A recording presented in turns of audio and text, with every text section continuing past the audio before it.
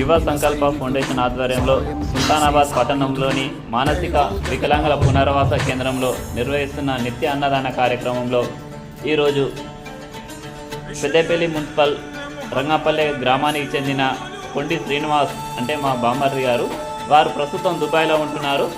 వాళ్ళ తాత నాయనమ్మ జ్ఞాపకార్థం ఈరోజు అన్నదాన కార్యక్రమం ఏర్పాటు చేయడం జరిగింది. వారికి వారి కుటుంబ సభ్యులకు ప్రత్యేక ధన్యవాదాలు. ఎవరైనా అన్నదానం చేసేవారు ఉంటే మేము స్క్రీన్ మీద నంబర్ ఇస్తాము. దానికి అన్నదాన కార్యక్రమానికి మీరు వారిని సంప్రదించవచ్చు. అన్నం పరబ్రహ్మ స్వరూపం.